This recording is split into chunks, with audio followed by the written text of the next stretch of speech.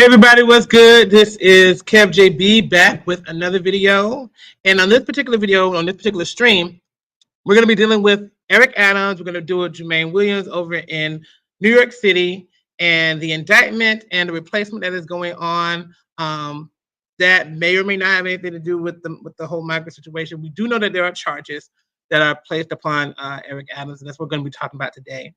We're also going to be talking about Brandon Johnson and the situation that is going on over there, as well as certain things, certain patterns that I've been noticing that particularly deal with the Democratic Party and the Black community. And we're going to be having as much as I can, a somewhat of a conversation about it. I don't want to get too in depth into it, but I feel like it's a pattern that must be discussed. So without further ado, if you like this content, make sure you hit the like button on this video. And if you're new here, make sure you hit the subscribe button and click the notification bell so that you are alerted every single time that there is a new video. So without further ado, we're going to go ahead and we're going to get started with our chat GPT here. And then we got some videos that we're going to be watching to get an understanding about the indictment and everything. And then we're going to go into the whole thing with Jumaane and all that. All right. So let's see if I get myself on here. There I am. All right, let's go ahead and begin. So New York City Mayor Eric Adams was indicted in late September 2024, just last month, on multiple federal charges, including wire fraud, bribery, and accepted illegal campaign contributions from foreign nationals. The charge stemmed from a long-running scheme that allegedly began in 2014 during his tenure as Brooklyn Borough President and continuing through his 2021 mayoral campaign and into his time as mayor. Adams is accused of accepting over $100,000 in gift and political contributions from Turkish business people and a government official. He is also charged with defrauding a public campaign financing program by funneling foreign donations through straw donors, U.S. citizens who donated on behalf of foreign nationals. These actions allegedly allowed him to secure millions in public funds to bolster his campaign. He has pled not guilty on all charges and could face up to 45 years in prison if he is convicted. All right. So that explains the indictment. So we're going to go ahead and look into some videos that explain more about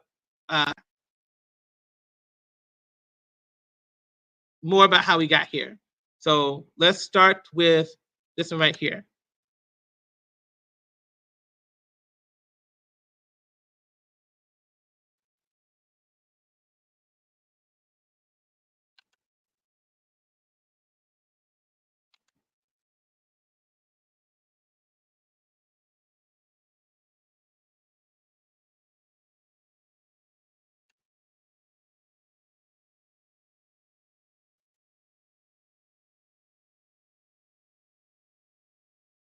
Just a moment.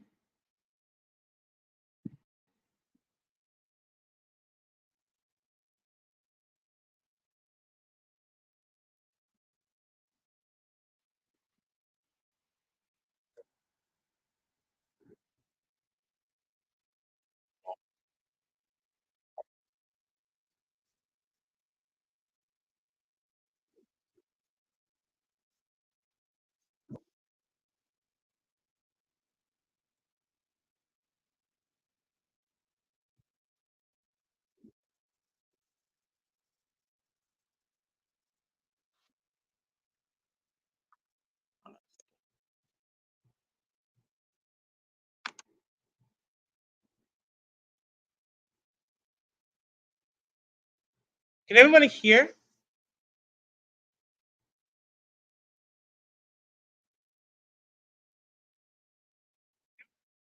Okay, let me see if I can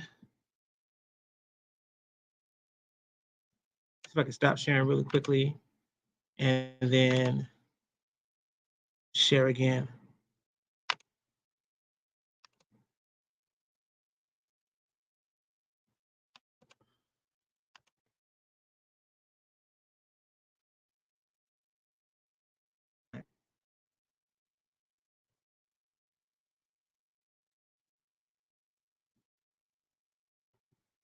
try this again.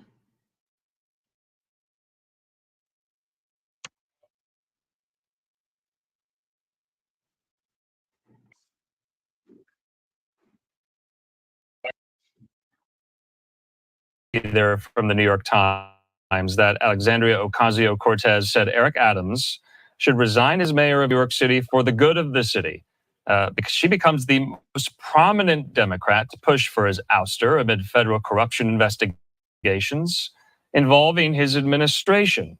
So, AOC says this: I do not see how Mayor Adams can continue governing New York City. The flood of resignations and vacancies are threatening government function.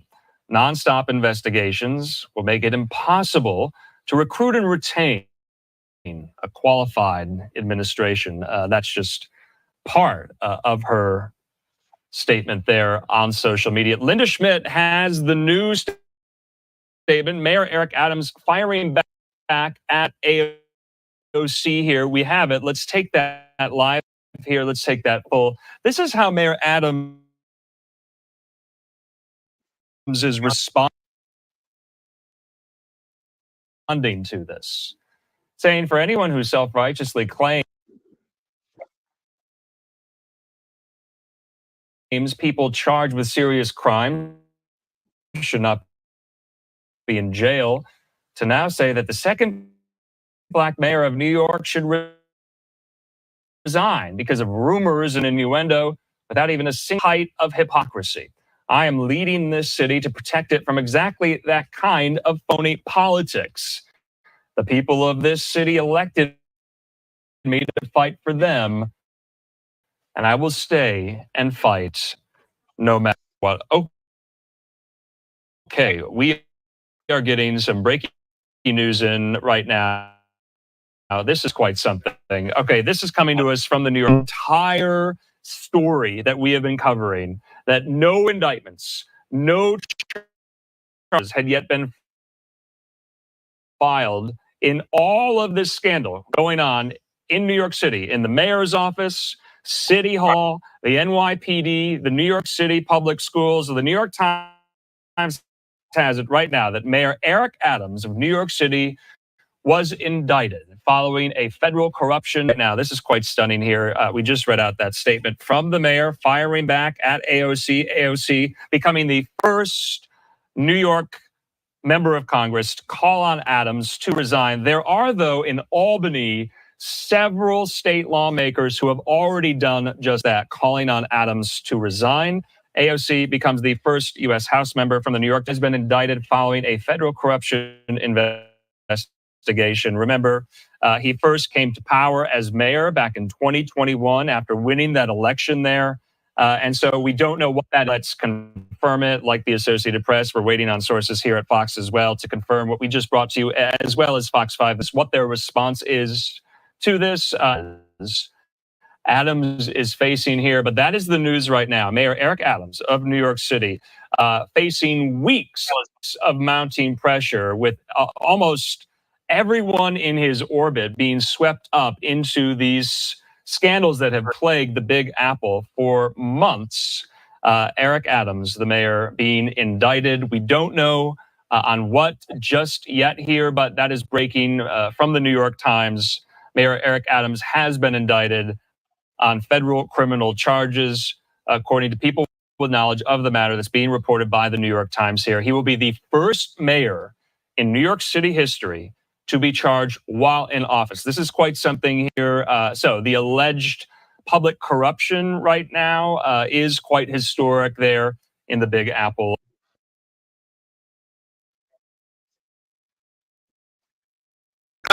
This is what was announced 13 days ago, so almost 2 weeks ago. So now we're going to go here to the timing of New York City Mayor Adams' indictment is interesting.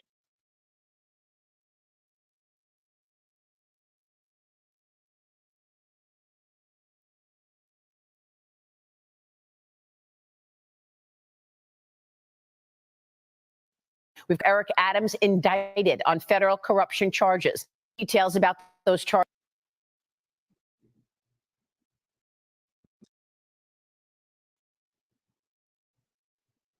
charges still under seal, but they could be made public as soon as this morning.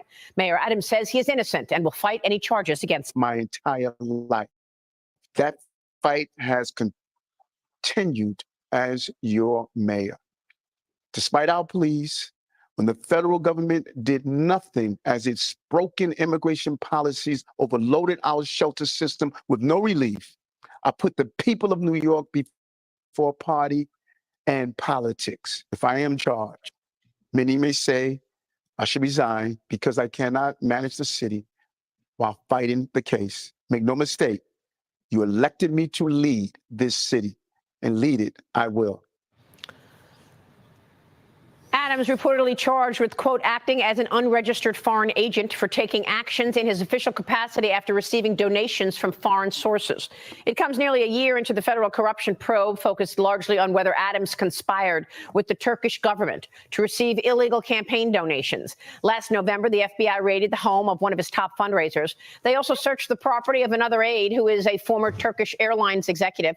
A few days later, agents seized Adams' electronics, including his iPad and cell phone. And in February, FBI agents raided the home of another top aide. Then in July, Adams was subpoenaed by a grand jury as part of the corruption probe. Earlier this month, agents searched the home of two more of the mayor's closest aides. Since then, several key figures of his administration have resigned, including the police commissioner, the city hall chief counsel. New York Congresswoman Alexandria Ocasio-Cortez is calling for Adams to resign. She did so hours before the indictment was reported. Joining me now is former FBI Assistant Director, former FBI agent and attorney Chris Swecker. Chris, thanks very much for being here. Your reaction? Morning. Yeah, I mean, it's not surprising considering what's been happening around him for the last year or so. I mean, there's been no secret that there's a very extensive federal investigation with very overt search warrants, subpoenas, grand jury subpoenas flying in every direction, and all the people around him seemingly in focus.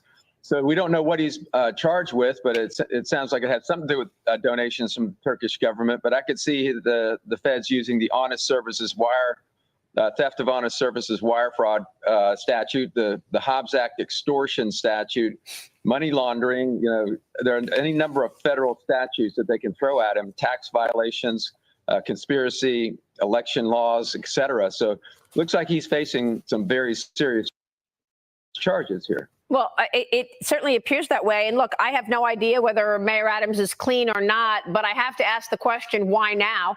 Okay, because I'm sure these issues were known for many years, and suddenly now they're indicting him, and suddenly now all of his administration is collapsing after Mayor Adams started opening his mouth about the wide open border in New York and started saying he needs $1 billion to deal with this, and the wide open border is creating crime in the city.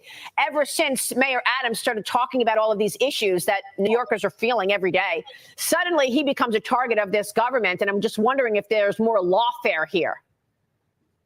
Yeah, the timing is interesting, Maria, and you would think, given the policies of the Department of Justice elections, that they would take this action immediately before an election, because as you say, he's been very vocal. He's been a bit of a hot mess when it comes to the immigration issue, with New York being a sanctuary city, yet they don't seem to want any immigrants. But he has railed at the federal government about it, and he's put a spotlight on it. And you just wonder, I mean, it would not be unprecedented. Yeah, I'm also wondering where the DOJ is on Joe Biden, okay? Because James Comer, the chairman of the Oversight Committee, has been telling us now for 3 years that Joe Biden accepted millions, tens of millions of dollars from adversaries, including China. Will the DOJ have this kind of treatment on Joe Biden the way it's had on Mayor Adams? I don't know. What do you think, Jonathan Fahey? Jump in here. I don't think they will, but it's really interesting how in the investigations of Hunter Biden, they really seem to isolate off anything to deal with Joe Biden and didn't go out of their way to ask any questions that might implicate him. But it is funny with the timing and all these other things with this. I would ask you, Agent Swiker, with your experience at the FBI, these cases are decided at the highest level of DOJ with sign off by the Attorney General. But what types of things should we look for in this indictment? My take on it is people around him are probably cooperating in this case, and based on who is charged and who's not charged might give some keys to that. But what's your take on other people being indicted and how that will shake out with respect to the investigation? Yeah, I doubt this indictment is in isolation. As you mentioned, when these types of investigations unfold, people tend to flip. You're right about that. People tend to try to save themselves and provide evidence and cooperate. That wouldn't surprise me one bit, because you can't make cases like this without some sort of cooperation.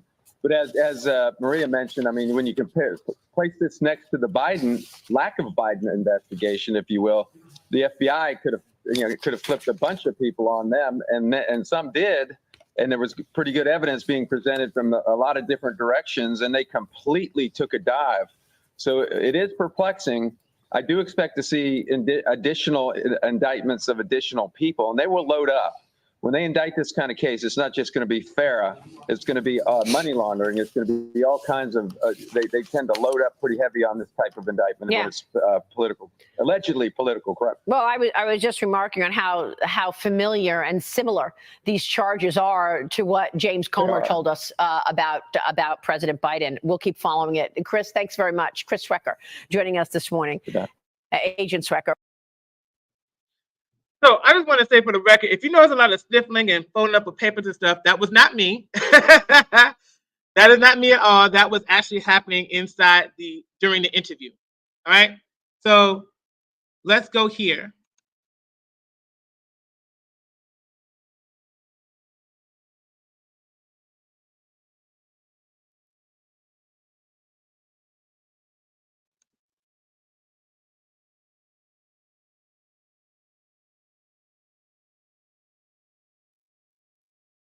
All right, in battle.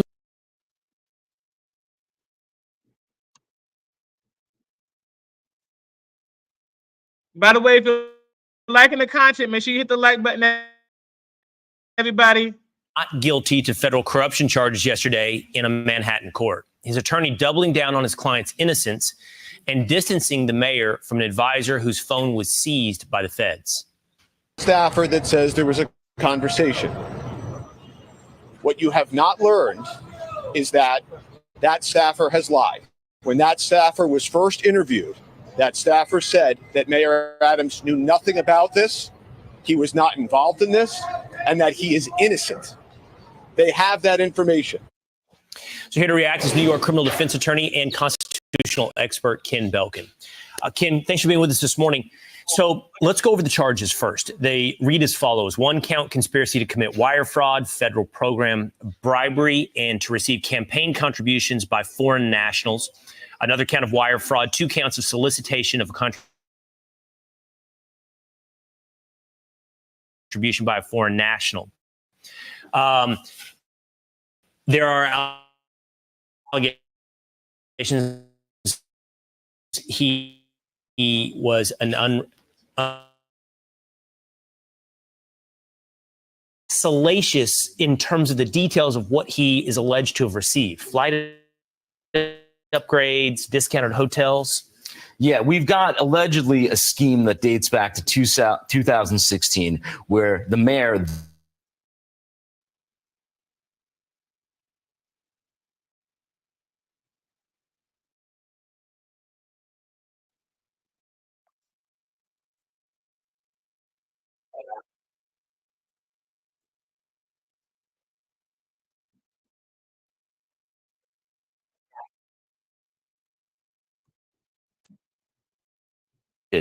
expedited. Seems a little shaky that a 10-year scheme would result in a fire inspection expedition. And yet it's obviously, first of all, do you think that this indictment, and we know only so much. We know that there are some staffers involved, as we mentioned yesterday, a phone seized from one of his staffers. His response sounds a little bit like Donald Trump's response in some of these DOJ investigations. He feels like he has been targeted by a weaponized DOJ. And I think the implication is because of the stance he's taken on illegal immigration. Well, look, let's be clear. He's the mayor of a prominent Democrat who has voiced criticism of the Biden-Harris administration failed immigration policy. That's a fact. And look, you've got Donald Trump on camera a year ago saying, hey, look, this guy's critical. He may end up indicted. Well, Donald Trump's not a psychic as far as I know, but there is something going on. And people have raised the specter that maybe our prosecutors are being weaponized for political purposes. And it's certainly something every American should be concerned about. I think it's something we have to throw into our consideration. And we also have to consider, as we've talked about, you and I here, that it doesn't feel like a huge bribery scheme at this point in terms of what he received and what was perhaps returned to the Turkish government. At the same time, American politicians under the influence of foreign governments, a massive issue. Massive issue. We don't want it. And there is a second aspect to this indictment, that he solicited foreign campaign contributions. But remember, all the evidence hinges on one Adams staffer who is not named in this indictment. He's referred to as Adams staffer number 1, I believe. He's not named in the indictment. He's not named as a co-defendant, which means this guy is a cooperating witness with the government. And he may have an axe to grind with his former boss. He may have his own criminal exposure because he admitted to them that he was involved in a straw campaign donor scheme. Whether or not the mayor actually knew about it remains to be seen. Well, we'll see if this thing holds weight, if the charges are as valid as insinuated. But the issue of American politicians under the influence of foreign governments is something I think that we should be giving a lot more attention to. And let's hope that Mayor Adams isn't just a weaponized victim of this, but maybe the start of looking at how many politicians are under the influence of foreign governments. But appreciate you shining light on this specific case as we need to start following this. Thank you so much, Ken. Thanks. I'm Steve Doocy. I'm Brian Kilmeade. And I'm Ainsley Earhart. So there's that. Now, very recently, we have been noticing that there have been a number of people within his cabinet that have been resigning just kind of out of the blue. And so we're going to be talking about that as well.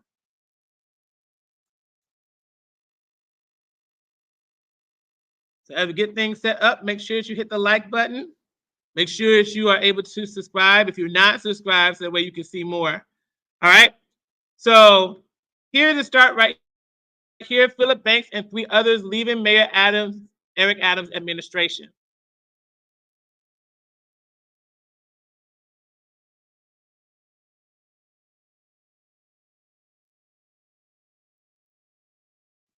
First here at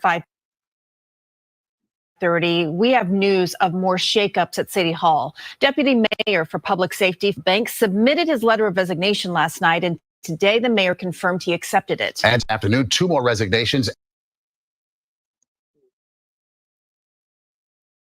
and a termination. Alice Gainer has been monitoring development. She is here now with the latest. Alice. So we're going to get to Philip Banks in a moment, but first let's get to the 3 other individuals who are now gone. Mohammed Bahi with the mayor's community affairs.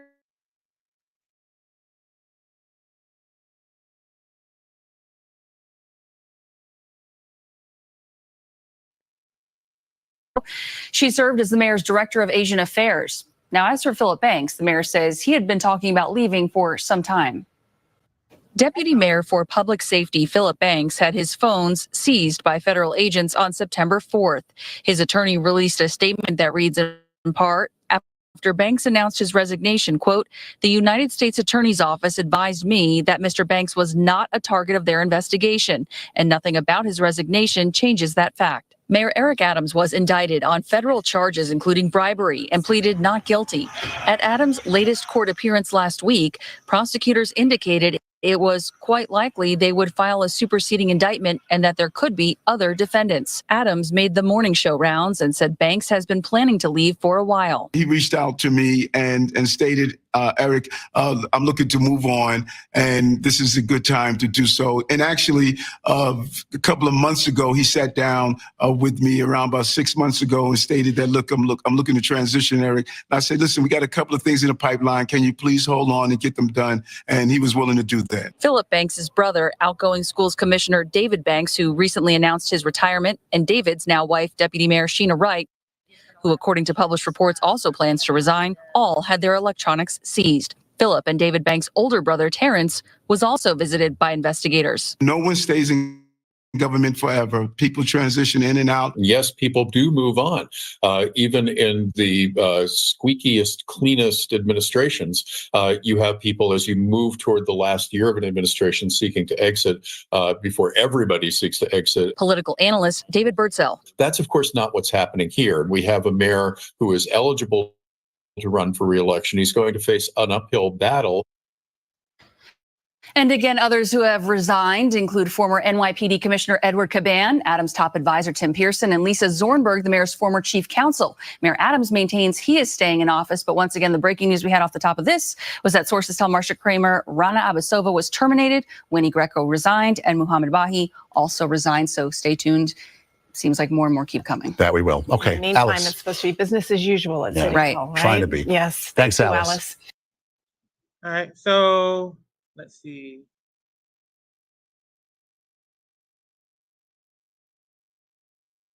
Let's go to this one right here.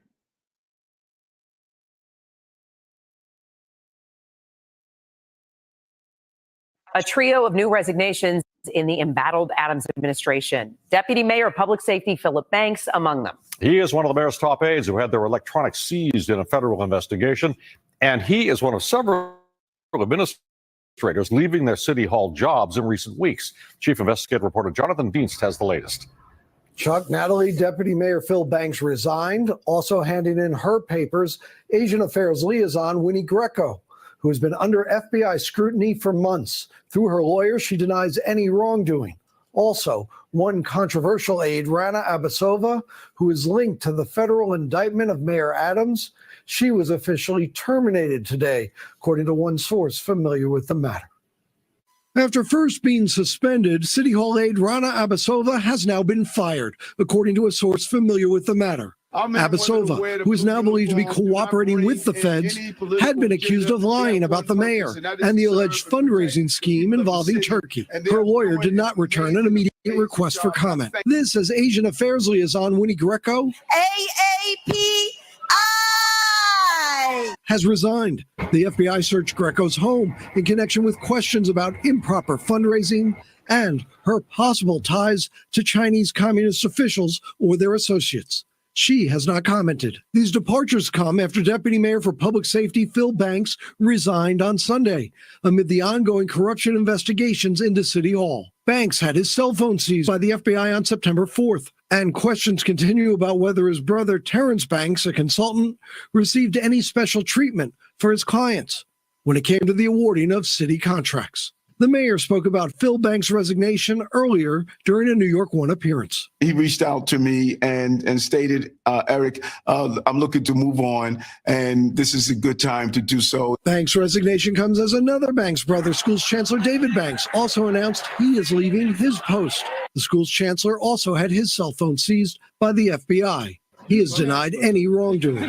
As deputy mayor for public safety, Phil Banks helped oversee the NYPD.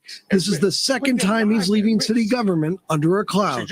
In 2014, Banks abruptly left as chief of department, as federal prosecutors labeled him an unindicted co-conspirator in a bribery scandal during the de Blasio administration. Banks was not criminally charged, but two Brooklyn businessmen who tried to influence Banks did go to prison on corruption-related charges. As for the current federal investigations, so far only Mayor Adams has been charged. Adams has pleaded not guilty. Prosecutors have said additional charges and criminal cases could be coming. Reached by phone, Phil Banks' high-powered attorney Ben Brofman said, "I was told by the U.S. attorneys that Mr. Banks was and is not a target of their investigation." City Hall tells us a third official also stepped down today, Muhammad Bahi, with the Community Affairs Unit. This is one City Hall insider tells us Mayor Adams continues to look for a permanent NYPD commissioner. Interim NYPD Commissioner Tom Donlin has denied wrongdoing after the FBI searched his home for classified material from 20 years ago when Donlin had served with the FBI.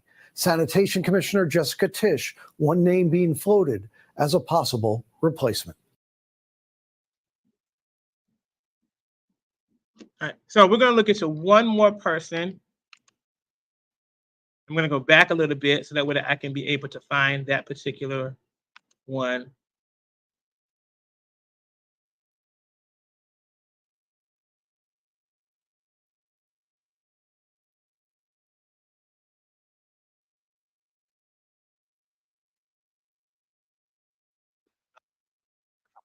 another departure from the administration.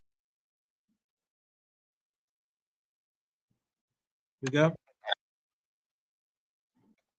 At a new indictment of a city official accused of being involved in a scam to collect illegal campaign contributions. Political reporter Marcia Kramer has the latest now in the Adams with his trademark thumbs up. Latest developments in a corruption scandal that has taken on the elementary deputy mayor Sheena Wright has become the 7th high-ranking member of his administration to resign as 4 federal corruption probes continue to percolate. The mayor admitting that some of the personnel changes may have come from suggestions made by the governor. I had great conversation with the governor over the weekend. She gave me some of her suggestions. We implemented some of her suggestions. However, the mayor bristled at the idea that the governor told him outright who to pick to replace Sheena Wright, even as he announced that Deputy Mayor Maria Torres Springer, the woman who has developed the mayor's housing plan, will replace Wright. It's a very complex time in our city, but I think that my priorities are very simple. Working with the mayor. Meanwhile, the feds continued their scorched earth policy in going after corruption at City Hall. Mohammed Bahi, who resigned yesterday as the mayor's liaison to the Muslim community, was charged by the feds with witness tampering and destruction of evidence in connection with an investigation into the unlawful use of straw donors to contribute to the mayor's 2021 election campaign. The mayor was questioned repeatedly about allegations by the feds that Bahi told the businessman involved in collecting the illegal contributions that he had spoken with, quote, official one, believed to be the mayor, and advised the businessman to lie to federal investigators. I will never instruct anyone to do anything illegal or improper. The only instruction I give people all the time, follow the law. Now, Bahi was released on $250,000 bond, but despite the latest case, the mayor says he's going to run for re-election. I'll have that part of the story coming up at 6. Christine, Maurice. All right, so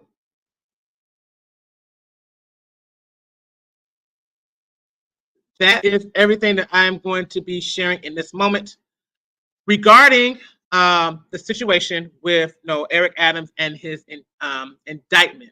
As you can see, there are a lot of charges that he has been faced with because of the fundraising campaign, and you're seeing a lot of people within his administration, not his cabinet, but his administration resigning, either that or being charged with some type of crime. Now, the timing of this is very interesting because this is all happening during the time, or after the time, where Eric Adams has been railing against the whole immigration process or the migrant situation, and so many things that have been transpiring because of that, and not wanting to be an open border and things like that.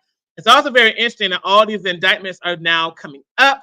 Since it's been on the books for years, since 2016, apparently.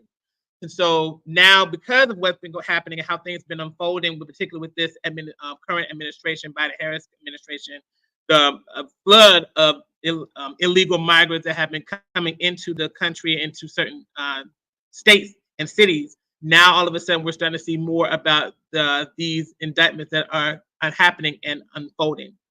So this actually leads into who we're going to be talking about next, which is Jumaane Williams. So we're going to go into our ChatGPT here. And we're going to go down to where we're going to be talking about this guy. So let's move over here.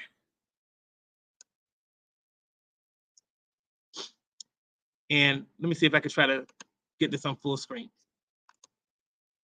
So this right here is Jumaane Williams. Currently, the public advocate for New York City is next in line to become acting mayor if Mayor Adams resigns or is removed due to his federal indictment. Under the city charter, Williams will step in temporarily until a special election is held within 80 days. As public advocate, part of Williams' role is to be prepared for the mayoral duties in case of an emergency or resignation. Williams, a progressive Democrat, has expressed his readiness to assume this responsibility if needed. All right. So Now that we have that in mind, I'm going to use this opportunity to shift over. Well, actually, let me share myself real quick. So I'm going to use it as an opportunity to prepare for our next topic, Jumaane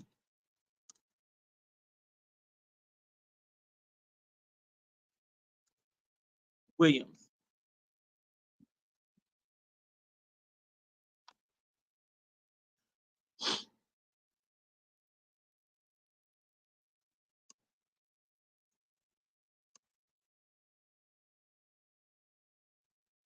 Let's see, does it sound good? It should be good.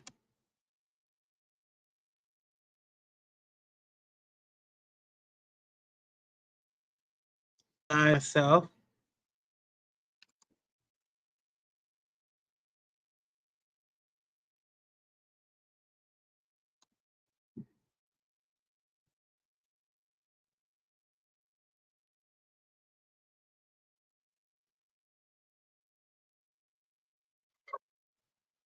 Federal prosecutors indicted wire fraud and illegal campaign contributions by foreign nationals. So Mayor Adams has denied the charges, and while many lawmakers are calling on him to resign, the mayor says he intends to stay and serve his full term in office.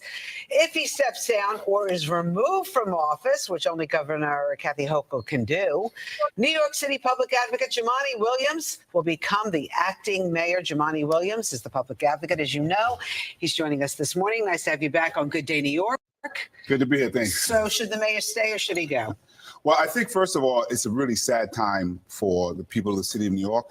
It's a kind of chaotic time. So I'm really sad that we have to be dealing with this. I think the federal government has to prove their case. And I'm a big proponent of just criminal legal system. So innocence before guilt is tantamount. I think that's different than the question of, with all this happening, can you govern effectively? Can you help restore the trust that's being lost? That's a different question. So my hope is that the mayor will ask himself those questions. And if he feels he can, he should really put out a plan of how he thinks that can go forward. The time to put out that plan, I think, is the windows, starting to close. And folks are just really concerned. And so my hope is that he really asks those questions to himself. Okay, so you're this close to being mayor of New York City. You've always wanted that. I've never said that. You have. But I actually ran for the job of public advocate. Right. And I'm very excited about that job. Now, being the public advocate, you know that this is a possibility. And so you always have to make sure you're prepared for that. But that's not why you take the job. But you've never wanted to be mayor of New York City? I've ran for every job that actually I wanted to run for. And what I would say was this. I knew this was a possibility, excuse me, when I got elected. It's not something you want to have to happen because that means there's been some chaotic times in New York City. But you have to prepare yourself, which we are. Are you? The most important thing is for New Yorkers to know that the Constitution for New York allows for continuity of government. And so I want to make sure that New Yorkers know that trash is going to be picked up, 301 is going to be answered, 911 is going to be answered. And that's, I think, what everyone should be concerned about. And I shout out to our tens of thousands of public sector workers who are making sure that happens today. And I know they're going to make sure that happens tomorrow as well. You've been a vocal critic of the mayor for a long time, yet you have not called, and even this morning, for his resignation. Give us some insight into your thinking. Why not? I think the position you have, first, you should have a little bit more responsibility of how you communicate. I'm also in the second, I'm in first in the line of succession. I think that's a heavyweight as well. And as I said before, doesn't matter who is being accused of something, the presumption of innocence is really tantamount to what we think of in our criminal legal system, regardless of who it is. But I do also want to say that the charges are pretty egregious, and they're a little more expansive than I even thought they would. And even with that, he has a right to defend himself. And so the federal government, I believe, has to prove their case. And that's separate from what I believe the mayor should be doing right now, which is saying, I have a plan, and this is how I believe I can continue under the weight of all this. I don't think that's happening. And deflecting and trying to wave it away is not that plan. And so my hope is that, from my vantage point, that's a very difficult thing to show that you can still do. But if you can, you need to begin saying that and showing that. And that's not what's happening right now. And I'm concerned about that. What have you seen in City Hall while all these charges have been swirling, not only around the mayor, but we've seen so many other people in the administration You talk about, can you be effective going forward? Has that affected how city government works the last couple of weeks? There's a lot of concern, particularly the higher up you go, because there's a lot of confusion, a lot of chaos going on, and the 301 and 911 calls are being answered. And so we want a bigger shout out to them. I think things are on autopilot, and that's how dedicated our workers are. But at some point, you have to have a pilot that can actually do the job, and that's why I focus on what is the plan to make sure that can happen, and if there is one, present it to the people of the city of New York. And if there isn't one, you need to ask and answer some very tough questions and really make decisions that are best for the people of the city of New York. So you talked about the mayor's charges that he's facing right now. As a public official, I have to ask you, have you ever gotten an upgrade on an airline or on a hotel because you're a public official?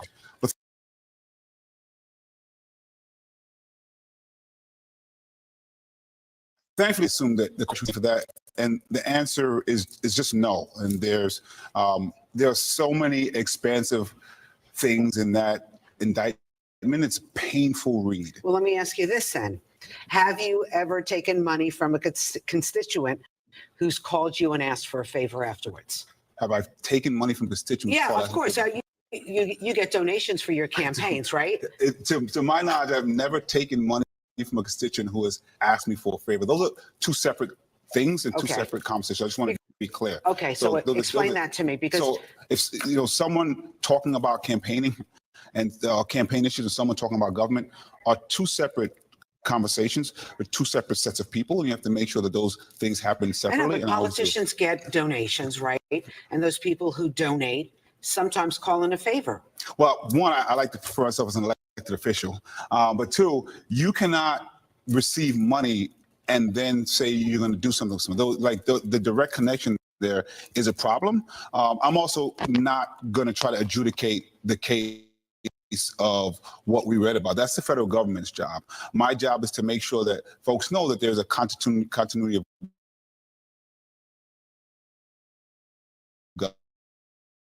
government. Hey, quick question for you. Who's paying for his defense? I mean, he's the mayor of New York being charged with something. And then going back to de Blasio, the city wound up paying like $2 million to help defend him. It's an important question. Again, it was expansive. It went back even further than I thought they were even looking at. It's a really good question. If things were done while you're in public service, those are important questions, depending what they were and when you did it. So it's an important question that people have a right to ask those questions. Do we know the answer? I don't know the full answer. My presumption right now will be at least part of it or a lot of it might be taxpayer money, but I don't think we know for sure. And again, that's, I think, some of the questions that need to be asked, particularly around whether the mayor has the ability to govern. That has nothing to do with innocence or guilt. It has to do with the weight of the moment that we're in right now. So are you ready? Am I ready? Yeah. I have always been prepared to do the job I applied for. And being public advocate means you have to be ready in case something happens. It's never happened. So we're in our uncharted territory. So the past few weeks, though, we've had to have more poignant conversations to make sure that continuity of government would occur in every eventuality. And we are prepared for every eventuality to make sure the services of government continue for the people of the city of New York. All right, Jumaane Williams, public advocate. Thank you so much for joining us this morning. Hopefully not the next mayor, because not that we care one way or another. We just don't want the city to go through this turmoil. That's what we want to stop. Yeah. The chaos, the confusion. Yep. Thank you so much for joining us. Thank you. All right. So there's that. Let's go to this one right here.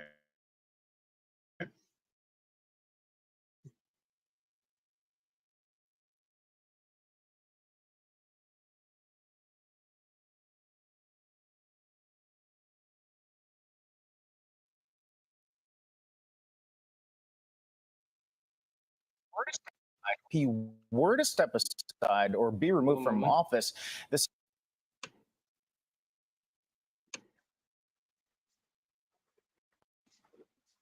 if he were to step aside or be removed from office, the city's public advocate, Jumaane Williams, would be next in line to take over. Tonight, Jay Dow spoke with him one-on-one with an extended to break it all down. I know he's spoken before, but this is the longest one. And that's right, Kenderson. We spoke with him for about 32 minutes, covering a variety of issues from his own politics and, of course, the fate of Mayor Eric Adams. Our Sunday afternoon sit-down discussion with New York City Public Advocate Jumaane Williams, originally scheduled to take place outdoors, moved at the last minute thanks to a steady rain. Our goal to reacquaint our viewers with the elected official who is next in line to be mayor, bribery and corruption charges, or be removed from office by New York Governor Kathy Hochul. So let's get right to it.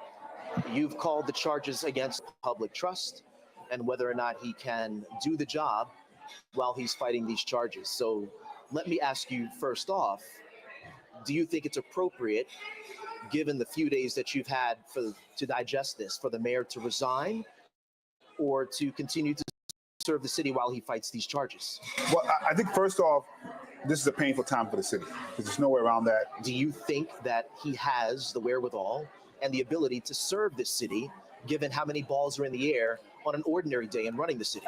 I'm also in line of succession. So I like to try to be, depending where I am, really responsible in how I'm having these conversations. But at some point, you have to worry about how long autopilot lasts without a main pilot. And so that's the big concern. We covered several other issues during our wide-ranging, in-depth discussion, but ended on the topic that brought us here, Mayor Eric Adams. Do you think that the crisis that he is in right now, the charges that he faces right now, are going to overshadow the accomplishments that have been made in this city over the last few years?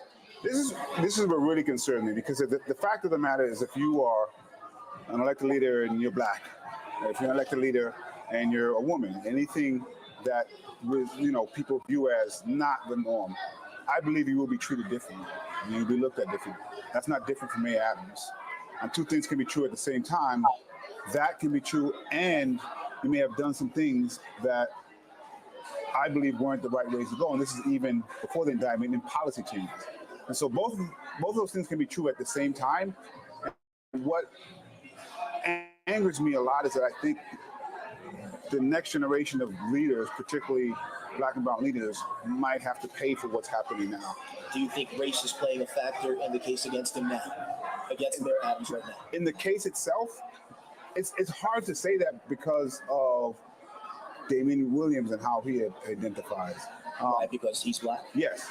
But also, the DOJ went after President Biden's son. And so they have done some things that counter what the mayor is saying. And I really hope that he thinks about the comments he's making and who they sound like and the effect it might have on a broader conversation. In closing, let's talk about history. This is a historic time for the city. How do you think people are going to view what's happening in the city right now through the lens of politics and race? That's a very good question. And I hope, as the mayor is going through questions about whether or not he can put forth a plan to show that he can govern the city still with the weight of this, he can help rebuild trust that's been eroded, which is separate from the fight that he should have for his innocence. I'm hoping he's asking himself those questions as well, because they're very important questions. That piece ran just under 4 minutes, and it's the tip of the iceberg in terms of just how many issues we covered during our interview, from crime in the city to the mental health crisis to his own future political ambitions. You can find the entire interview on pix11.com. It's a long talk, in depth, and I was glad we were able to do it. Yeah, and it's striking that he did bring up the SDNY prosecutor who is prosecuting this case, because it's the same person who charged Sean P. Diddy Combs and has charged a number of different people, black and not black. Spot on. Absolutely. All right, Jay, thank you. Looking forward to seeing the rest of that interview. We're going to continue, by the way, to bring you the very latest on the indictment. Stay with Pix 11 on air, online at pix11.com, and streaming on Pix 11 Plus for the very latest updates. All right. I want to see one more thing really quickly.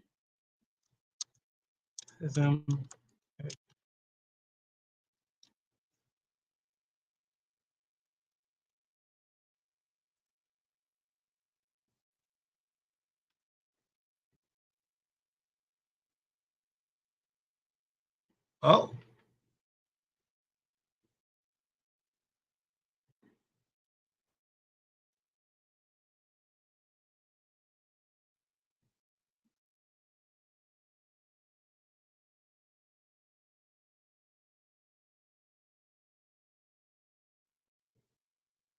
CBS News has also confirmed here today that the businessman accused of arranging illegal donations to Mayor Adams also contributed to public advocate Jumaane Williams' campaign. Now, Williams would replace Adams if he resigns or is removed from office by Governor Hochul. Campaign finance records show that the businessman, Talib Mansurov, gave a total of $10,000 to the Williams campaign. Now, Mansurov has not been charged with any wrongdoing. The Public Advocate's Office did release Mansurov as part of his service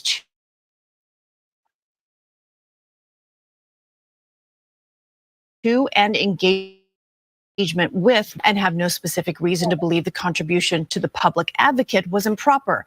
But the campaign legal complaint that actually came to me prior to the indictment, because in one of the interviews, it was stated that Jumaane Williams has had criticism about Eric Adams before, even though he is the public advocate that is set to replace Adams should anything happen as far as emergency removal or resignation. So this is what I want to see right here.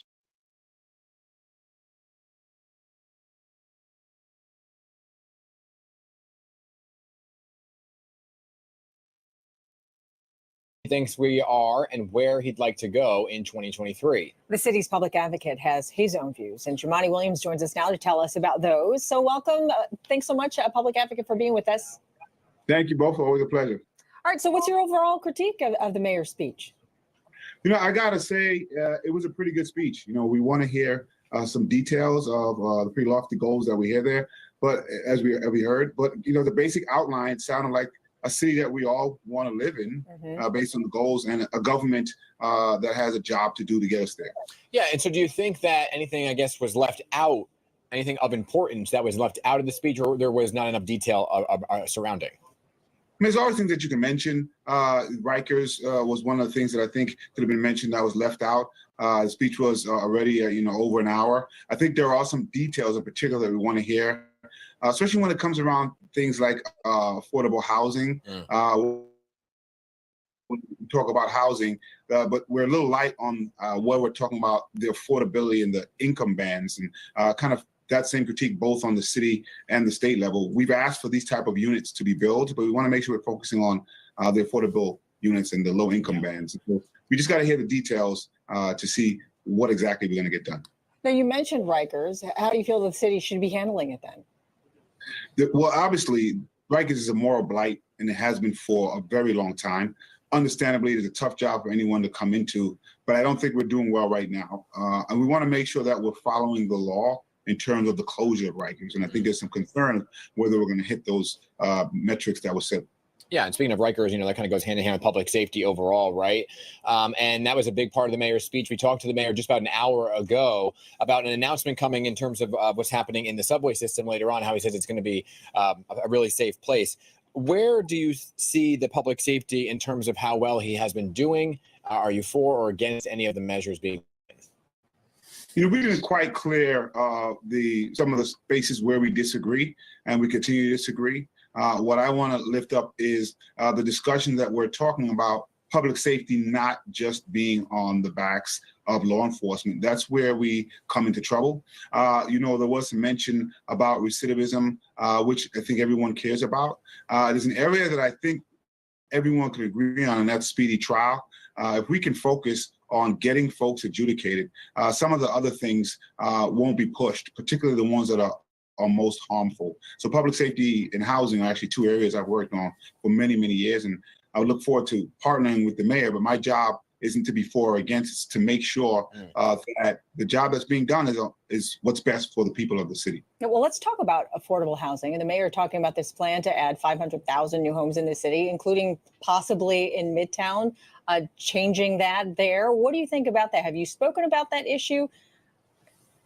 Well, I had a reason to be traveling the state recently, and we called for 1 million units across the state, the majority of which were in New York City. We had the governor ask for 800,000 units, and the mayor saying 500,000. So it tracks. The one thing I want to say is that if we're going to make it easier for people to build, which we probably should, if we want to have the lofty goals like we're speaking about, the thing is we have to do it for income-targeted, low-income, and affordable housing. There's no point in making it easy to build. There's no point in changing zoning if we're going to focus on market rate. And secondly, there is no housing plan that is real with those kind of numbers unless we're focused on preservation and preserving the units we have. So at least 60% should be focused on preservation. Yeah, why would we travel in the state? I'm just kidding.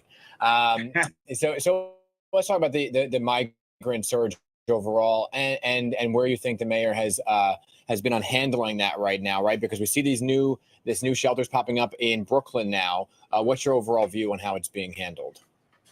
So, we all have to say that what's happening now is unsustainable. It's dangerous, and the city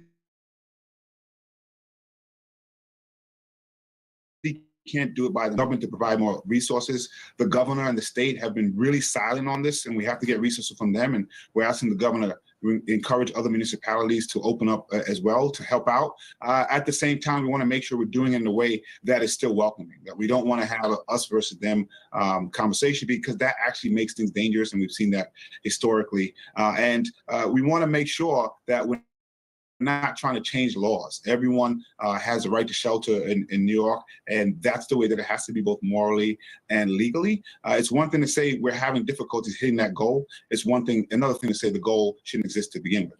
The mayor has made it pretty clear that if we don't get federal funding to help with the migrant crisis here, that there's going to be cuts to the city. And no one's really answered where those cuts might be. What is your take on that? Well, I want to be clear. The mayor has suggested there'll be cuts whether or not there are asylum seekers here. And so we can't put that on the asylum seekers. I want to be clear. The shelters have been full long before that. What is happening, it is making the crisis even more acute. Had we solved it to begin with, we wouldn't be having this problem. So we want to be clear and be careful of how we're gauging and discussing the asylum seekers. We have to be wary of austerity cuts in these times because they often make things worse. It is hard to say we're going to have lofty goals and then say we have to make cuts. We're not going to raise revenue. So those things don't square. The last thing I want to make sure I do is bring up the issues of Black immigration, immigrants coming from Africa and the Caribbean. Often that gets left out. Okay, Public Advocate, we're almost out of time here, and I want to get you on an off-topic question because we are expecting to see the video out of Memphis, expected to be released later today.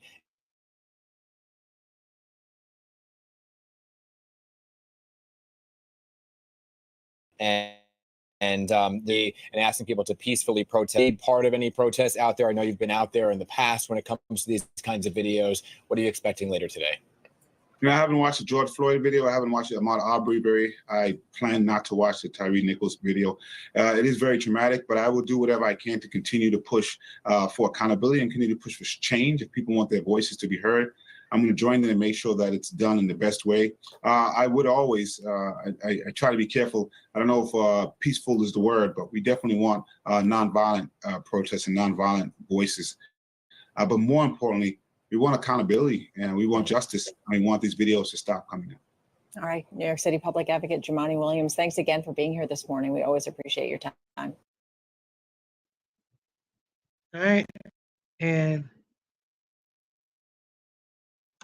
one more thing here.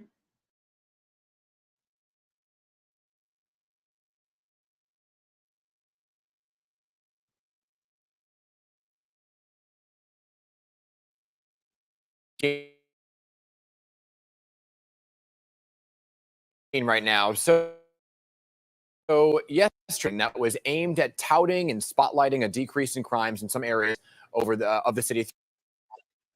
By the way, this one right here, this was done throughout 2023 under his watch. But that seemingly became less of a focus because during that briefing, Williams' support of a bill that would require the NYPD to log every investigative encounter. Here's some of what the mayor had to say.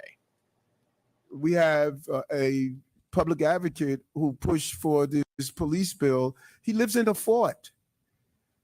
He lives in a fort. He doesn't take the subway. So to be able to advocate to erode the ability of police to do protection when you have an entire army protecting your family and you drive around with police protection. And I don't know when the last time he was on the subway system. Okay, so to respond to the mayor's statements, I'm joined now by public advocate Jumaane Williams. So public advocate, thank you for being here. Good to see you. Thanks for having me. Always a pleasure. I want to begin with this war of words, really. You just heard the playback right there of the mayor, all stemming from your support of the How Many Stops Act, which I'll get to later. But this seemingly got very personal very quickly about where you live versus where the mayor lives. I want to give you a chance to respond to some of those things that were said. Yeah, I think it's very unfortunate. I was disappointed in the mayor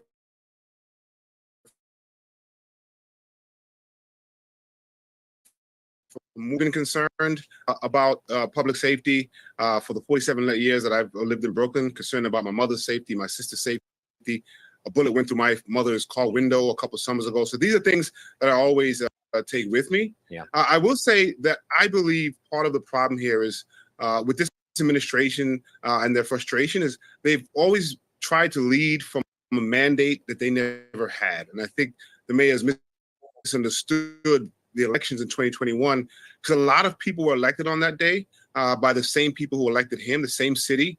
And the vast majority of them have a different point of view. And so my hope is that he will understand that there are other partners in government that he has to sit down with. And I think that's been part of the trouble with this administration and this mayor. And hopefully he'll take a step back and realize there's other folks that got elected at the same time as he did. Let's actually kind of pick apart some of the things that were said. The mayor said yesterday that you live in a Brooklyn Army base. You get a ride by police escort. You don't ride the subway.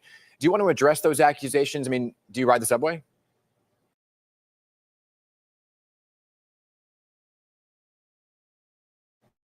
I not make no shame of living in Brooklyn with my wife and kids in publicly available housing, and also having the same concerns as other New Yorkers when their child is on the subway and waiting for them to get home, or they're out late, or other members of my family who don't have a police detail like the mayor or myself or other citywide electeds do. And this is something that comes with the job. I've been in New York and Brooklyn my entire life, and my belief in public safety and the holistic approach hasn't changed based on where I live. So you went on to say during a press conference later with the media that the mayor was dishonest and desperate. What were you referring to when you brought up those two words in particular? Well, again, the mayor has been trying to lead from a mandate that he didn't have. He just never had a mandate that he thought he did. And I think there's been frustration when there's been pushback on other levels of government, whether it's from the White House, whether it's from the city council, from myself, from so many other people that were elected on that same day. And because he was unable to convince people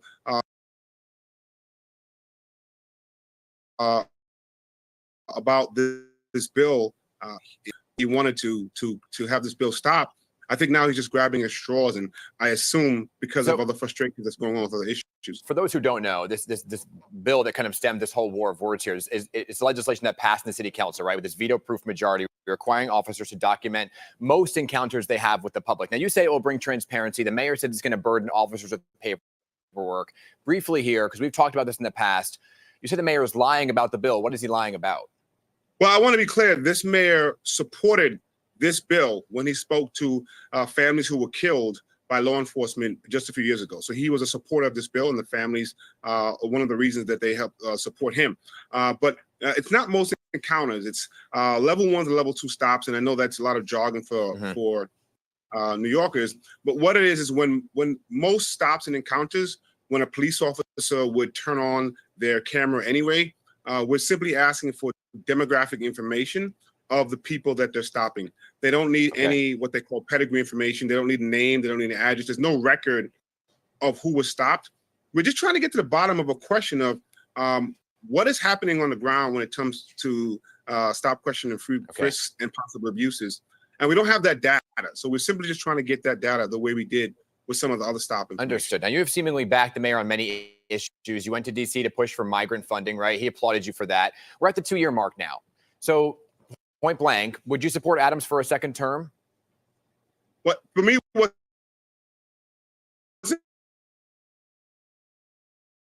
important is trying to make sure that, and we have a lot of differences of opinion. Excuse me? Is he doing that?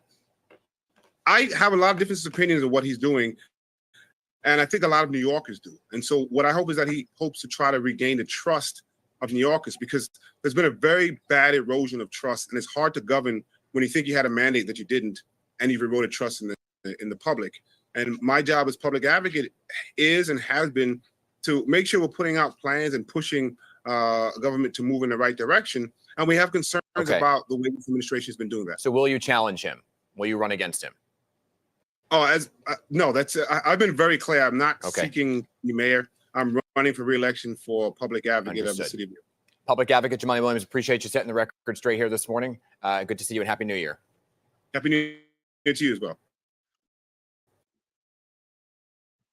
Interesting. So I did not know this. I kind of actually just stumbled across it. Oh, and I'm just not seeing this one right here. So this says, doesn't seem right. You commit a crime against your own country and the taxpayer has to go for the bill. Must be nice to be a crooked politician. Yes, exactly. Give me just a moment. Yeah, but that's it. But that's exactly what it is.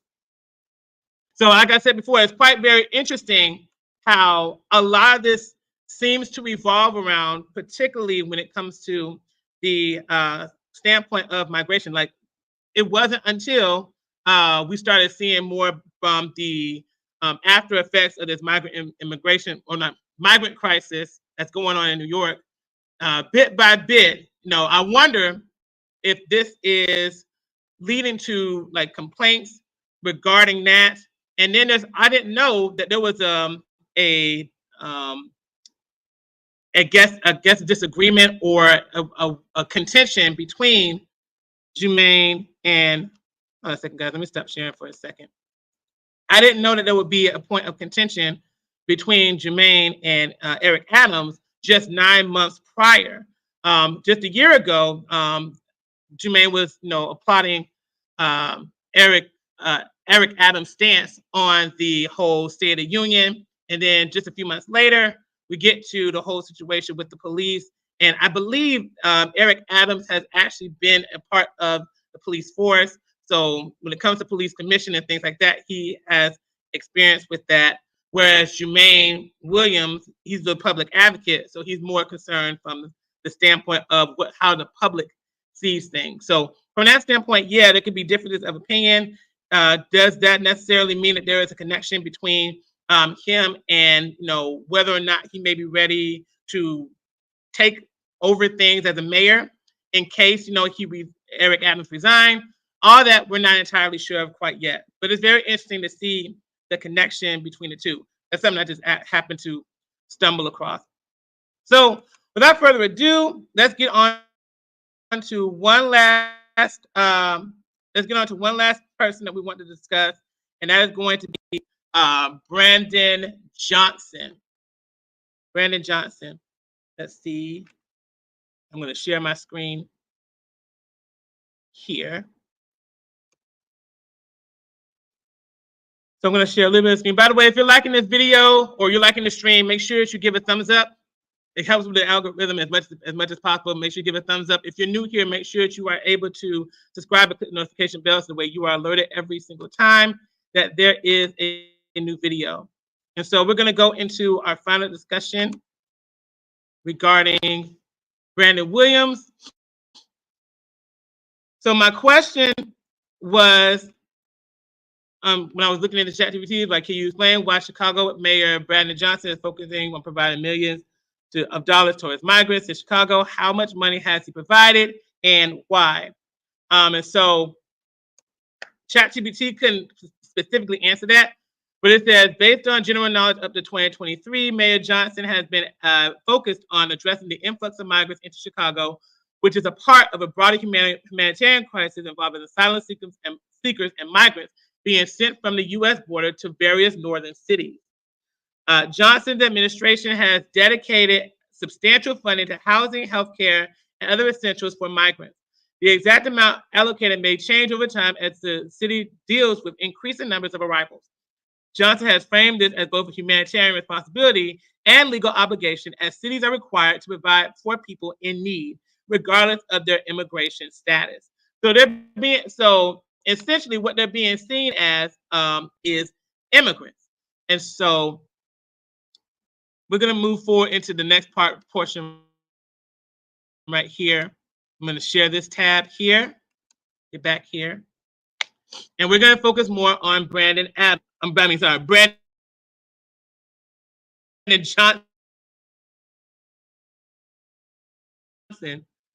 which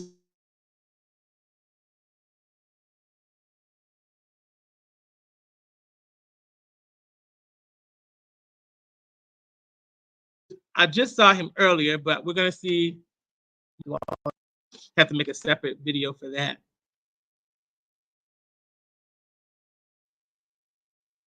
Okay. One moment, everybody. There's been a lot of consensus allocated money towards migrants. Let's see here. And some of these things are really, really long, so I won't be able to go through all of them like I would want to. But we're going to try it anyway.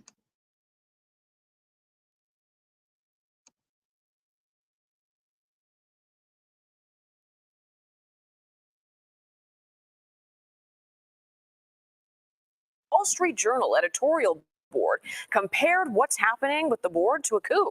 Today, Mayor Brandon Johnson announced his picks to replace the outgoing board. And I'm proud to announce that we have our first iteration of my recommendations to be on this board and be a part of this transformation. Last week, Mayor Johnson's entire handpicked school boards announced their resignation. Sources tell us they refused to fire the CPS boss and take out a high-interest loan to pay pensions and fund teacher raises sought by the teachers union. 41 of the 50 members of the city council do not like how this is playing out. They want a voice at that table. Some say the mayor is operating like a dictator. Political reporter Chris Tye tells us what the mayor had to say about that. The city council can have as many hearings as they want. There's only one person who has the authority by state law to make appointments, and that's the mayor of Chicago, and that's me.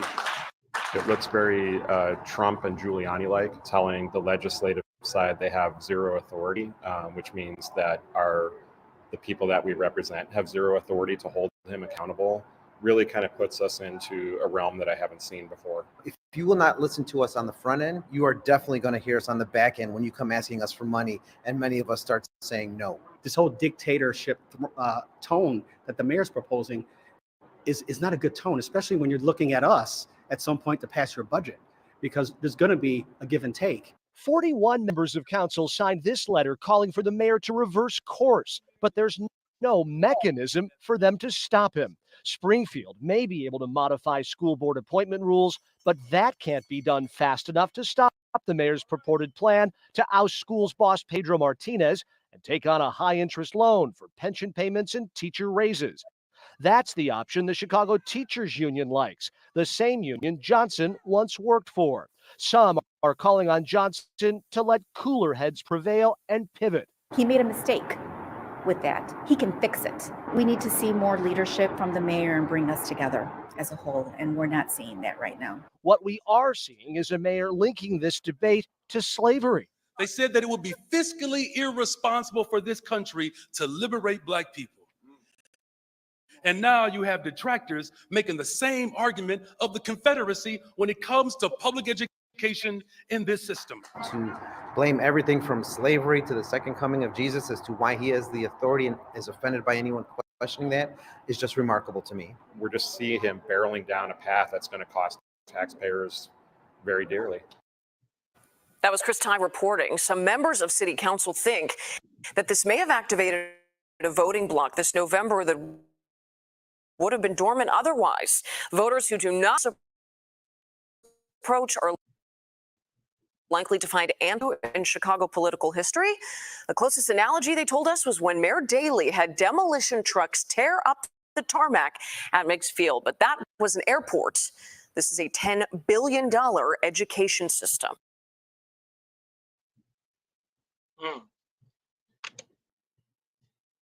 Next one. We begin with the chaos inside Chicago public schools. The entire school board suddenly turning in their resignations today, all part of that bitter tug of war between the mayor and CPS. Brandon Johnson has pushed for the school's CEO to resign, and the district is facing contract negotiations with the teachers union looking for big raises. It appears board members have had enough. New tonight, we've learned the mayor will announce his appointments for a new school board Monday morning. Our political reporter Paris Schutz broke the story this morning. He's got the latest developments tonight. What had been tension between Mayor Johnson and Chicago Public Schools has developed into a full-blown crisis as his 7 hand-picked members of the Board of Education announced their resignation. This after declining to fire CPS CEO Pedro Martinez and amid ongoing contract negotiations with the powerful Chicago Teachers Union. Sources tell Fox 32 Chicago the resignations are because several board members were agitated by a pressure campaign from the mayor's office to fire Martinez and to approve a high-interest short-term loan to help plug a budget gap and pay for a large new teachers union contract. I've never, ever in my 25 years in public office have seen any type of dysfunction.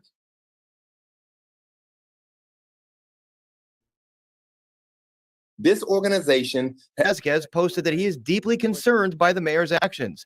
Quote, the fact that this pressure would lead to an entire board, all of which were appointed by the mayor to resign, is unprecedented and deeply alarming. The resignations were rumored all week. Today, a joint statement from the mayor and the board framed it as a, quote, transition to a new 21-member hybrid elected and appointed school board that comes into office in January. With the unprecedented increase in board membership, transitioning new members now will allow them time to orient and gain critical experience prior to welcoming additional elected and appointed members in 2025, the statement reads. Social media posts from the CTU echo the mayor's messaging and blame the dysfunction squarely on Martinez. Mayoral critics like 9th Ward Alderman Anthony Beal fear the mayor will, in the interim, appoint 7 members who will do his and the CTU's bidding, namely firing Martinez, approving that loan, and giving in to CTU's contract demands. I really believe that they're going to try to appoint basically a rubber stamp board of his CTU colleagues and friends in order to give CTU everything that they want before this board takes effect. Mayoral and CTU ally 26th Ward Alderman Byron Sigcho Lopez blames today's chaos on state lawmakers and Governor Pritzker for failing to fork over $1 billion more in state money. I think it's concerning that the governor of the state of Illinois has refused to listen to many elected officials who have said that they support a fully funded public school system in Chicago. In a statement to CPS parents and staff, Martinez affirms he will plow forward amid the turmoil. Quote, we understand news that the 7-member Chicago Board of Education plans to resign. CEO Martinez and his leadership team, principals, and staff remain focused on teaching and learning, continuing the great momentum we've seen in students' academic gains and performance over the past 2 years. Earlier this week, he called on folks who did not support his progressive agenda for Chicago public schools to, quote, get out of the way. Today, 7 allies of his did just that. Reporting from the Chicago Board of Education, Paris Schutz, Fox 32 Chicago. All right. So this is part of the reason why he's in the news today, Brandon Johnson, is because of the whole resignation of the school boards. So let's go into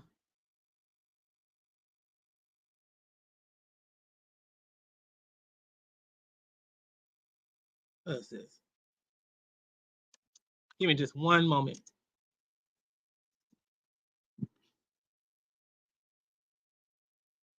This is the one right here.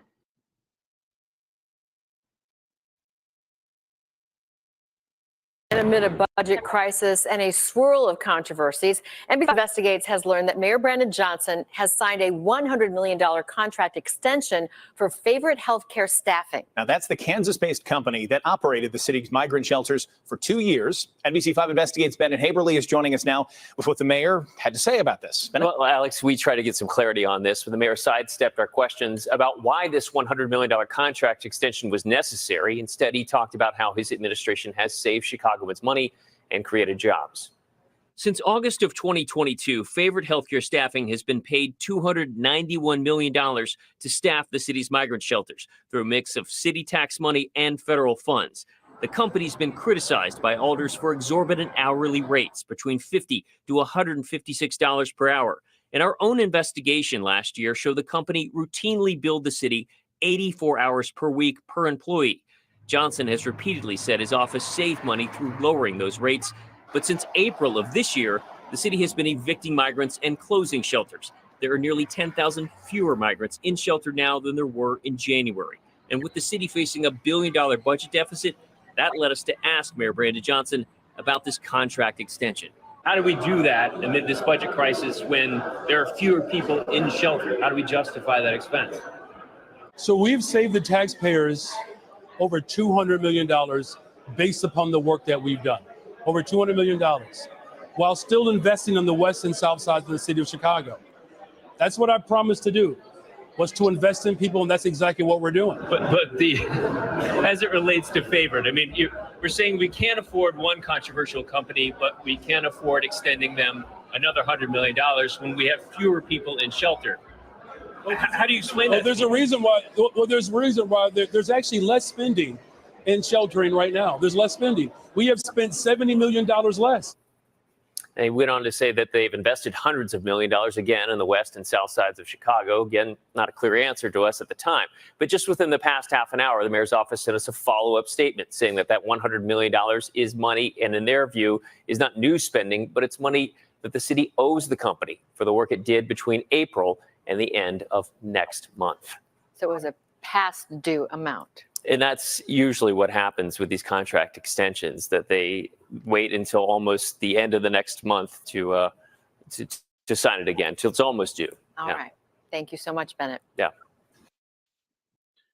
So you heard the mayor talk about a $200 billion cut, and then like 70, and then spending 70 million less, or billion less, whatever. I think it was million less.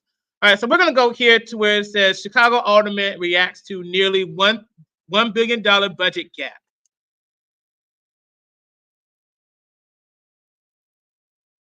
Welcome back. The city of Chicago is facing a near $1 billion budget deficit for fiscal year 2025. And the mayor says everything is on the table to fill that hole, like raising property taxes, a hiring freeze, and cuts to city services. Ninth Ward Alderman Anthony Beal joins me now. Alderman, thanks for tuning in this morning, checking in with us. Well, thanks for having me. Good morning. Good morning to you. How did we get to this point? Well, we knew that this cliff was coming years ago. We knew we had a pension deficit that was coming. And we knew that, coming out of the pandemic, things were still slow. Coming out of the pandemic, downtown is still recovering.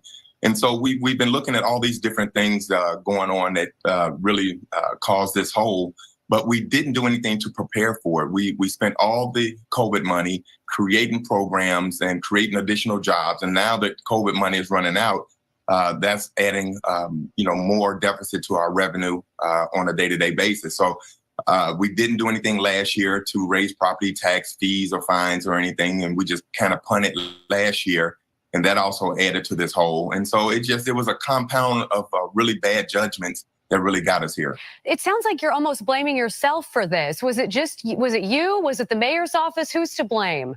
Well, it wasn't me, because I voted against every budget the last 5 years. And so it was definitely the guidance of the administration that really pushes the agenda as far as our budgets are concerned. And so when you look at our budgets, it's the mayor's responsibilities to present us with budgets. And, I've been fighting tooth and nail about all these bad decisions that have been made. And it's just right now, it's not enough of us in the city council to, really right the wrongs that are going on. When you look at the fact that we spent $814,000 on a wrought iron fence during the pandemic, knowing that we have a deficit, why would you do something like that? Why would we spend over $600 million on migrants when we have a deficit like this? Why didn't we have a hiring freeze or start furlough days back in March and April if you knew we had a deficit like this coming? And so there was no preparation. So it's just bad decisions going forward. Thank you for clarifying that in your position on those issues. Okay, so we're in this problem. We got to do something. What would you do to plug the hole?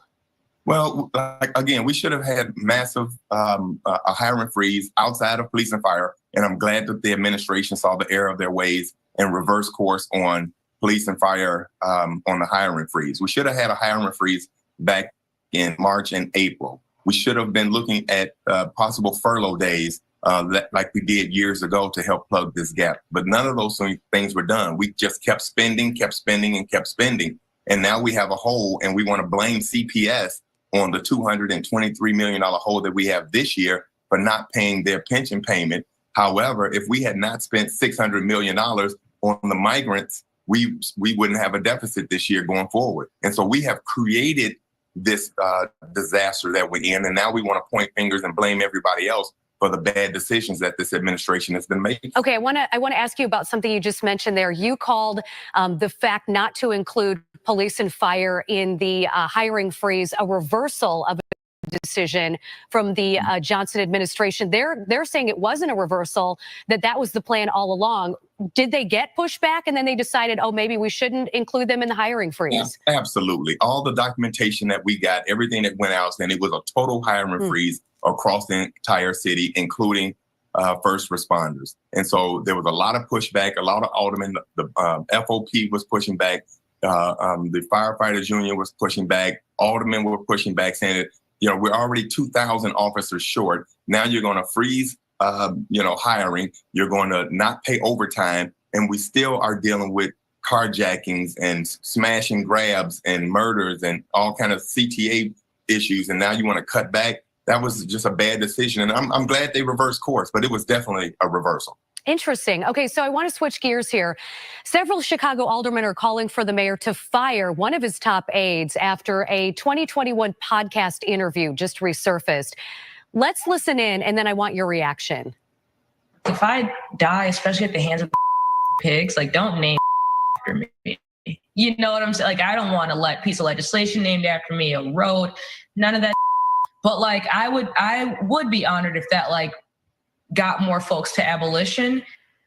So, Alderman, that was allegedly the voice of Kennedy Bartley, Mayor Johnson's managing deputy of external relations. She was just given a promotion of sorts. Your reaction? Well, first of all, it wasn't allegedly. That was her.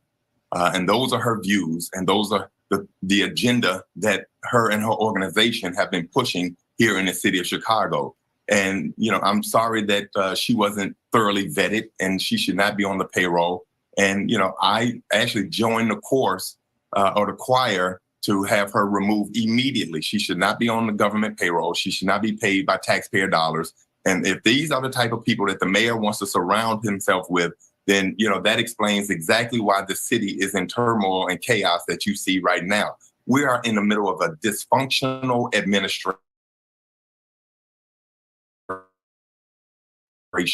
When you fire 4 people in IGA for no apparent reason that were doing a great job building relationships, but then you hire someone who's radical to be over them with those kind of views, I think we are definitely in troubled water right now, and we need to make sure that she gets fired immediately and be removed from city government.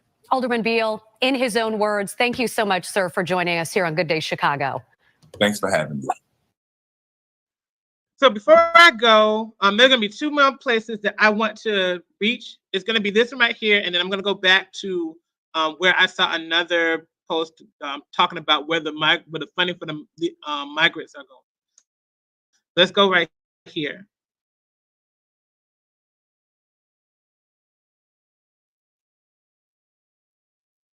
Now, to align yourself with somebody who's obviously a one-term mayor, if he even makes it that far, you better be worrying about your job. You better be worrying about your longevity, because we're going to vote and we're going to get you out because you ain't doing right by us. That's what time it is.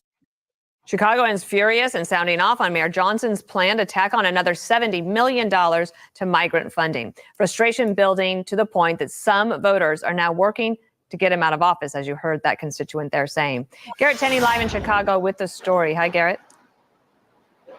Yeah, Dana, good morning to you. This migrant issue has become an Achilles heel for Mayor Brandon Johnson, so much so that there are now multiple efforts underway to vote out Democrats and the mayor. We saw that yesterday at the city council meeting where several groups of black voters showed up wearing red shirts with the words "No more blue, go red," and "Turn Chicago red." Many of these folks are lifelong Democrats who are now actively working to shake up deep blue Chicago, specifically because of how the mayor and the governor have handled the migrant crisis, doling out more than $1 billion so far for that. And here they are warning the mayor and city council about transferring another $70 million from the city's rainy day fund to take care of the migrants. We need that money in my neighborhood. We need that on my block. So I'm asking y'all to use our tax money for our people. We need it. You vote for the money for these immigrants today, and we coming for them seats. You can believe that. The police are fighting with them in the shelters that you guys are funding. You guys think it's a great idea, but yet your police officers are getting attacked. Your public's getting attacked. Currently, state law does not allow voters to recall Chicago's mayor, but after seeing how Mayor Johnson's first year has gone with the migrants and crime, a new group wants to change that by getting a referendum on the ballot this November that would pave the way to voting Johnson out. We're not taking care of Chicago citizens first, and that's what it's all about. The fact of the matter is that we've never had this opportunity to recall before, and it's very apparent based on the mayor's abilities right now, or lack of accountability, that this needs to be addressed. Yeah, Mayor Johnson is dismissing this recall effort as a right-wing effort from folks living out in the suburbs. But Dan laughed at that, saying he's lived in Chicago for 33 years. He is an independent. And in the 24 hours since news came out about this effort, he said there's been an outpouring support from folks of all backgrounds looking to sign on. Dana? Garrett Tenney, thank you. They're in Chicago for us. I'm Steve Ducey. I'm Brian Kilmeade. And I'm Ainsley Earhart. And click here to subscribe to the Fox News YouTube page to catch our hottest interviews and most compelling here. Followed the money trail tied to Chicago's migrant mission. Total spending now tops more than $400 million. Now, despite the creation of a city spending website, it's still not exactly clear where all of that money has gone. In this follow-up report, investigative reporter Bennett Haberly uncovers some new information not shared by the city. Consider these numbers. More than 6,000 people still live in city-run migrant shelters. That means costs are still adding up. Since August of 2022, the city of Chicago has spent more than $400 million, according to the city's spending website. Nearly $253 million went to one private company, Kansas-based Favored Healthcare Staffing, which staffs the shelters. Another $76 million went to Equitable Social Solutions. That company partnered with another called ReloShare, which helped identify and sign lease agreements with property owners of the buildings that eventually became the migrant shelters. That's where a number of those leases are. But when we asked the city months ago for copies of these lease agreements, we were given just 9 out of 27. The use of these private companies has helped mask from public view where the public dollars have flowed. What we didn't know until now is how much the property owners of the migrant shelters were earning. But thanks to a new lawsuit, we're being provided some more clarity. A lending company filed this lawsuit last month against 2 Chicago developers, alleging they did not make it clear when they signed a loan agreement that the building in the West Loop would be used to house migrants. What is not in dispute is that the owners of the Ogden shelter are paid $150,000 a month by ReloShare as part of a use agreement. That means in a year's time, they'd receive more than $1.8 million. The lease agreement also calls for additional payments of up to $400,000 if the number of migrants inside the Ogden shelter exceeds 650. The latest figures show more than 700 people still live here. If there are public dollars involved, shouldn't the public know where they flow? 100%. Back in March, Alderman Andre Vasquez, the chair of the City Council's Migrant Committee, told us aldermen themselves have had a hard time accounting for all the spending. That's still the question that's out there. When we attempted to ask Mayor Brandon Johnson about this at the time, he said this. Again, we're meeting you right where you are. Were it not for this new lawsuit, the public would have no idea how much these property owners are earning. All right, good afternoon, everyone. Thank you. We pressed the mayor about this last week and asked if he would consider adding the information to the city's website. He said this. We have given an accurate account of how dollars have been spent. That's it. Is there anything that would preclude your administration from sharing that level of detail? There's no information that has been kept from you. Johnson then reiterated talking points he's made before, how he's renegotiated contracts to save taxpayer money, and how Congress has failed to provide additional financial relief. He also doubled down, incorrectly stating that all spending information is available. That information is available to you, sir. Not all of it, though, is, sir. I mean, that's Can you the give point. me a specific example of what's not available? The Ogden shelter in the West Loop, that's what is spelled out in this lawsuit, that they get $150,000 just for being the property owner per month. Nowhere is that ability spending website. The question, again, is simply, is there anything that would preclude you from including that level of detail? You guys have said you're transparent. Why not show it? All of the information related to the spending to this mission is available. That's where we left it. We have checked over and over again to see if additional information was added to the city's website. If it is, we'll let you know. Bennett Haberly, NBC5 Investigates. All right, so we're going to end it here for now. I wish I could share more with you all, but unfortunately, my time is running short, and I have some things I have to take care of. But the bottom line I want to share with you all is this, and it goes right back to what Hardy Johnson just said. You commit a crime against your own country, and now the taxpayer has to foot the bill. Must be nice to be a crooked politician. But it's for me, it's a whole lot more about where this money is being allocated with our tax dollars.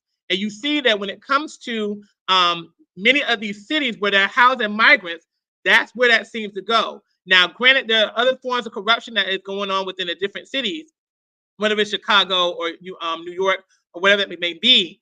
But one thing that seems to be a common thing that comes up is the migrant situation. And we're starting to see how different things are unfolding for the people, and even when it comes to the politicians themselves, these mayors, in regards to that. So we'll be talking more about that eventually. I was going to talk a little bit deeper about some other things that were concerning to me. However, I'm going to have to say that for another time. I want to thank each of you for being here today. Thank you for rocking with me throughout this content. I know there was a lot of news posts and whatnot, but I hope that you were able to follow through. Thank you so much for joining in. If you are someone who is enjoying the content, please hit the like button. And if you're new here, make sure that you are subscribed. Hit the notification bell so that you are alerted every single time there is a new video. And I will catch you guys next time. I will see you guys on Friday. I'm not entirely sure what I will share on Friday because there's a lot of things that are going on. I don't know whether or not I'm going to continue with this topic, particularly with the part of Black excellence and how that is affecting the corrupt Black leaders and stuff like that, or whether or not to follow along with Hurricane Milton. I'm not entirely sure. There's a whole lot of things I'm going to be working with. So just give me some time and I'll get back to you. See you later, everybody. Catch you next time. Have a wonderful day.